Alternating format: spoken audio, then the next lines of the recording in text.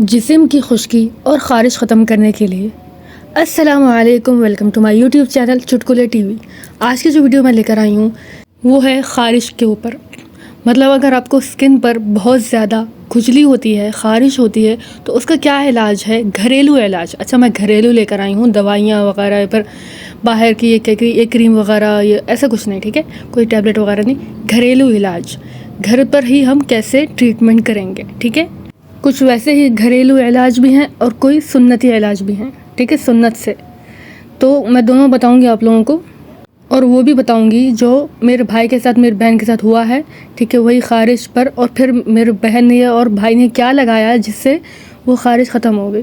वो ख़ारिश इसी तरह की थी जैसी मतलब तंग कर देने वाली होती है ना, कि रेड हो जा रहा है, वो दाने दाने इस तरह से स्किन पर हो गए थे, बहन को भी और मेरे भाई को भी। तो मैं वो बताऊंगी, वो भी चीज़ बताऊंगी कि उन्होंने क्या लगाया था और फिर कैसे ठीक हुआ। तो वो घरेलू ही इलाज है, ठीक है। नंबर 1 पे आता है ऑलिव ऑयल, जैतून का तेल। ये आप लोगों को पहले हल्का सा गर्म कर लेना है, वार्म ऑलिव ऑयल होना चाहिए, ठीक है। इसको किसी भी प्याली में निकालें, कांच की, उसे गर्म कर लें माइक्रोवेव में, और हल्का सा गर्म होना चाहिए। फिर उसमें जो कॉटन में डुबा के उस जगह पे लगाएं जहाँ पर आपको खुजली होती है, ठीक है, उस जगह पे लगाना है। नंबर 2 पे आता है एलोवेरा जेल। ये नेचुरल आपको लेना है, असली वाला लेना है, जो बाहर के जो मिलते हैं ना बने बनाए, वो नहीं, क्योंकि उसमें केमिकल होता है। आपको तो ख़ारिश ठीक करनी है, उसमें केमिकल होता है, पता नहीं क्या डाला हुआ हो, तो वो बेहतर है ना लें। आप लें जो असल वाला होता है ना, वो ख़रीद लें, या फिर उगा हुआ होता है घर पे, किसी से मांग लें या फिर ख़ुद उगा लें, ठीक है, वो लें, उसका जेल निकालें, वो लगाएं जहाँ जहाँ आपको ख़ारिश है।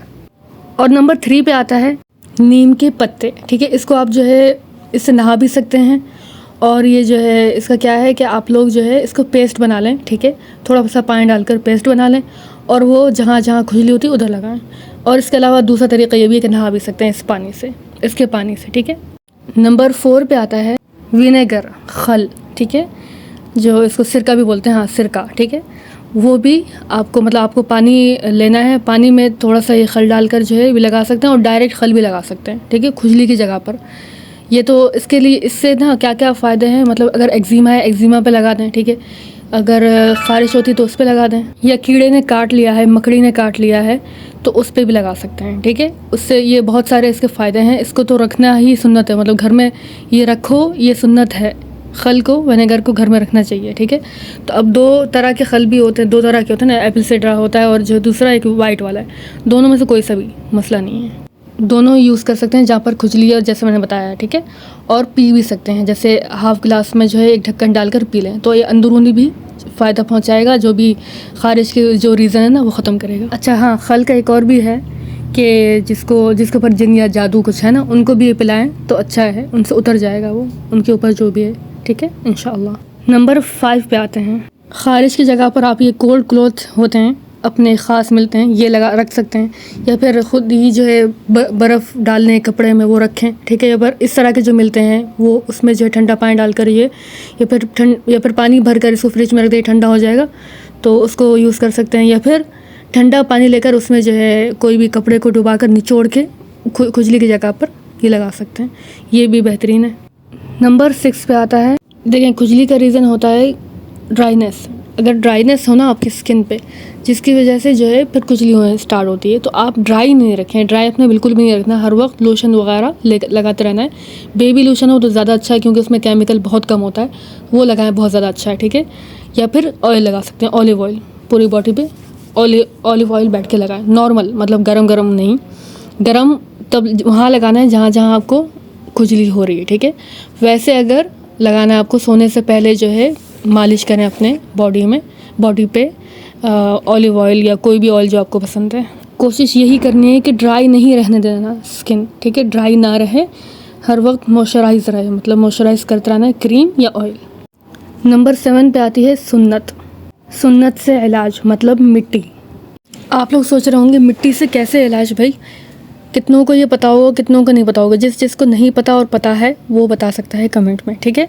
ये तो सबसे पहले पता होना चाहिए, ये वो हदीस है जो कितने लोगों को नहीं पता।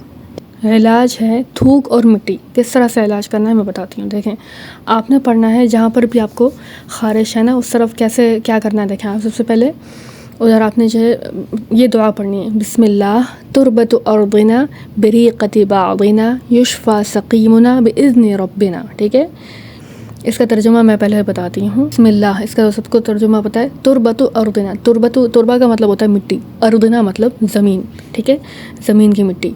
बरीक़ा मतलब थूक। बादिना मतलब एक दूसरे का। युशफ़ा सक़ीमुना मतलब शिफ़ा मिलती है, बीमारी जो भी है, मसला वगैरह। बिइज़्नि रब्बिना मतलब अल्लाह ताला के हुक्म से। ठीक है, अब क्या करना है, ये दुआ आपने पढ़ ली। ठीक है, थूक लिया और उस जगह पे लगाना है जहाँ पर, मतलब थूक पढ़ने के बाद थूक लेना है मुंह से, और जहाँ पर आपको ख़ारिश होती है ना उधर लगाना है थूक, और फिर मिट्टी लेनी है ज़मीन से और उस जगह पर मिट्टी लगा देनी है, तो वो चिपक जाएगी क्योंकि आपके ने थूक लगाया है। ठीक है, पानी नहीं, थूक और मिट्टी, यही इलाज है। देखें फिर कैसे ठीक होता है। कोई आपका जैसे इलाज कर रहा है, आपको इतनी वो नहीं है, जैसे कोई और आपका अगर करे तो वो अपना थूक भी लगा सकता है, ज़रूरी नहीं आप अपना ही लगाएं। ठीक है, कोई और भी लगा सकता है, इसलिए लिखा है बरीक़ति बादिना मतलब एक दूसरे का थूक। इससे अगर जल गया है, ये चोट लग गई है, कट लग गया है, या कीड़े ने काट लिया है, या स्किन की जो भी प्रॉब्लम है उसके लिए ये इलाज है सुन्नती। अब नंबर 7 पर आता है कलौंजी। ये भी सुन्नत से साबित है। ठीक है, कलौंजी, काले दाने जो होते हैं ना, वो भी सुन्नत से इलाज है, वो भी हदीस है।